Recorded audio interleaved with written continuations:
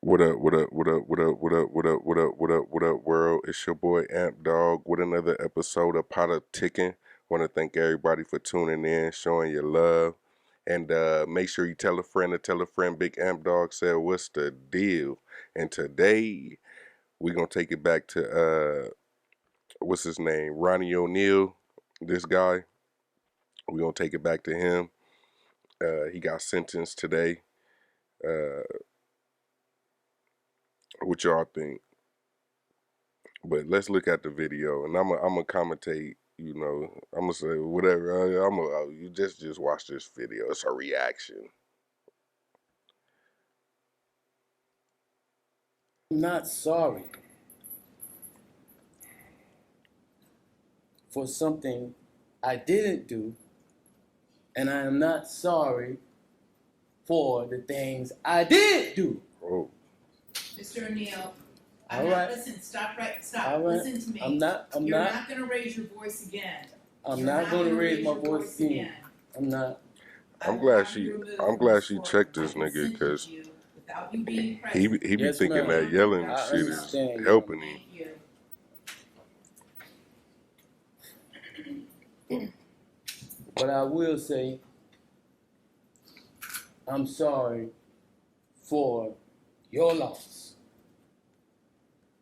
19 years I've been at this job. I've seen human beings killed at the hands of others in every way imaginable. You name it, I've seen it. Shooting.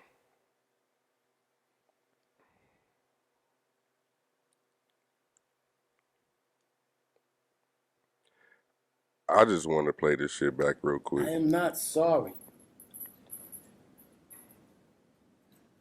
for something I didn't do, and I am not sorry for the things I did do. Mr. Oneal, All right. He's a fucking idiot, bro. I'm not going to raise your voice again. I'm not going to raise my voice again. I'm not. I will have you removed from this courtroom. I consented you without you being present. Yes, ma'am. You don't conduct I yourself. understand, Your Honor. Thank you.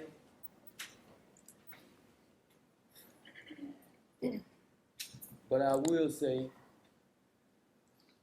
I'm sorry for your loss. He don't give a 19 fuck. years I've been at this job. I've seen human beings killed at the hands of others in every way imaginable. You name it, I've seen it. Shootings, stabbings, drownings, suffocatings, blown apart by cars, and DUI manslaughter cases. Horrible things. This is the worst case I have ever seen as far as the facts go.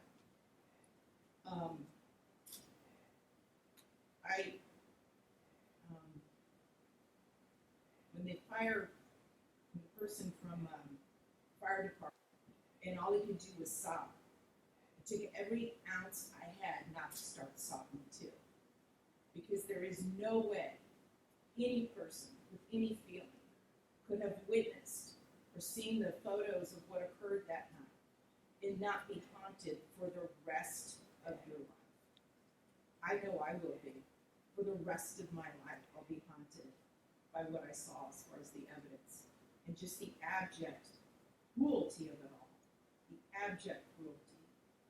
And I was aware, because I reviewed a lot of the discovery ahead of time, as you well know, did a lot of in-camera inspection of a lot of documents. And I was aware there was some evidence, at least, that when you needed to recover from your gunshot wound, that neither your parents nor your Aisha, Miss Robinson, would let you come recover at their home. I don't know if it's true or not. I'm not going to get into a dispute. I'm just mentioning there was. I don't know. Sound like the judge is speculating, but I mean, I guess once you guilty and all that, they get to say however they feel, you know. But I don't know, you know. Well, let me shut up and see what her point was. Some evidence referencing that in the records. Mm.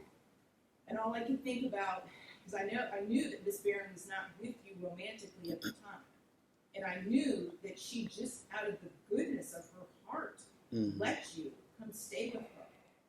And It is beyond tragic that that critical decision ended in so much horror for her and for her children.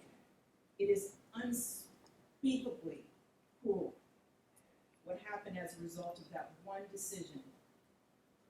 Um, the way that Ms. Barron died was horrific, and that 911 call, which captured truly all of it. You heard, and everyone who's heard that 911 call heard a death scream. If anybody ever wants to know what it sounds like before a human being dies, knowing that their death is imminent, that's exactly what it is. That was a death scream. Mm-hmm. We're going to see if it's true. But It's, I think this motherfucker crazy, and maybe if he had an actual attorney, maybe he could have had some type of argument for what he's trying to argue. But I think he's just one of those people that I don't know the term for him, but they always think they right, and they always feel like they got the last laugh coming. You feel me? So maybe he is a genius that we just ain't seeing it right now. But motherfucker, you are a fucking creep. Like what you did to that girl. And I guess I don't have to say allegedly just due to the fact that he has been convicted. So what you did to your young daughter, special needs, and special needs or not, man, that's your daughter. Like, you know what I'm saying? Regardless of what you felt or what you were going through with her mother, and she don't deserve to lose her life either, but you should have never, ever, ever thought about touching your own child. And then the way that you did it, it was like you one of them type of dudes that you probably was embarrassed to be around your own child because of her special needs. And probably from what I see, she probably got it from whatever you were doing. Cause you don't seem like you got it all the way together. You seem like you a little off a little bit, maybe a little too many tokes at a cocaine or whatever, allegedly, but it seems to be that whatever your uh whatever your activity was outside of, you know, being with your girl at the time, making babies, like you wasn't in the best shape to be trying to make babies, clearly, cause you whatever you got going on, you know, you probably were that bad gene that she ended up getting it from. You feel me? So not only is it not nobody's fault, but potentially all yours. You got the nerve to want to shun her or feel sorry or hide or feel ashamed.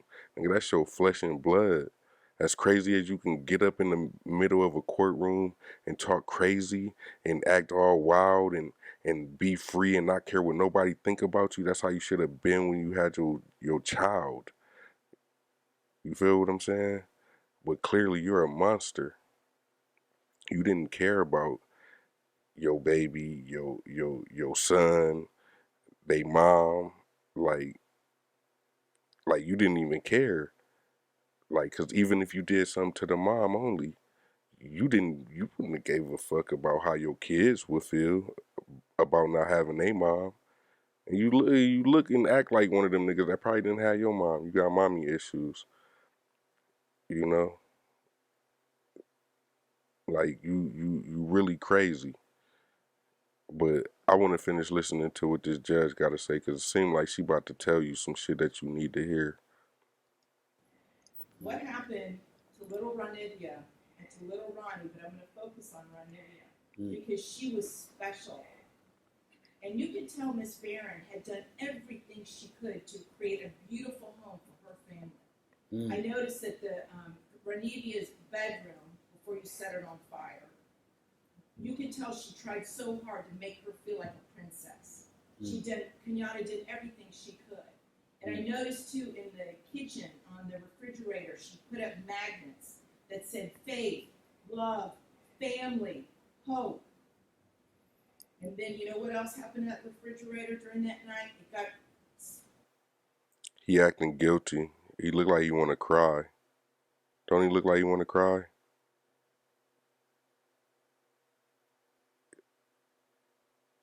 But that remorse ain't gonna bring him back.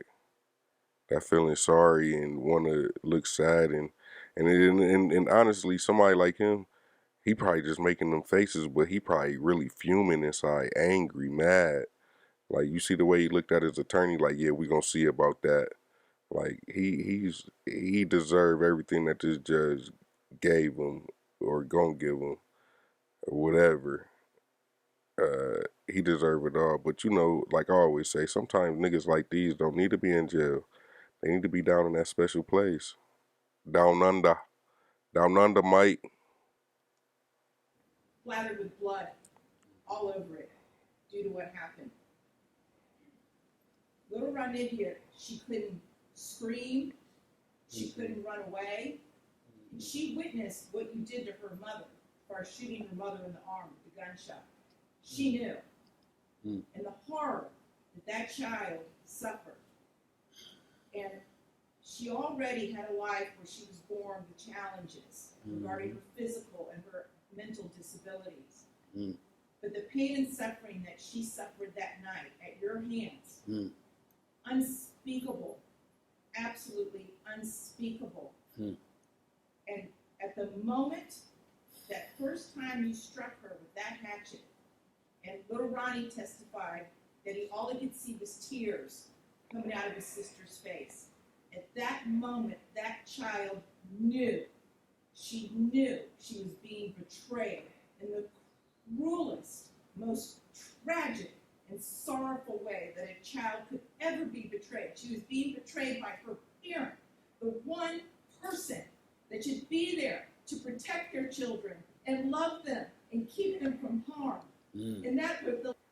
Give him the death penalty, Judge. Your speech right now, yeah, the way you putting it in perspective, like it got me even like I'm starting to get kind of angry. Like you know, like give it to him, Judge Michelle Cisco. Cisco? No, I don't know. The last thing that child felt before she passed on from this earth was your utter, cruel betrayal to her. And I read somewhere, and I don't know if it's true or not, I have no idea, but I read somewhere that souls pick their lives and that they know exactly how difficult their lives are going to be before they enter into this world. And I don't know if that's true or not, but if it is, Ronnie Oneal is one of the bravest souls I have ever come across in my 54 years. Hey, what religion is that, or what belief is that? If anybody know, please let me know in the comments. I mean, I'm just not privy to that. What she just said, like you pick a hard life before you get it, or so, or something. Let me know in the comments, please. I beg y'all. On this planet, one of the bravest ever, ever, because she suffered so traumatically. Yeah.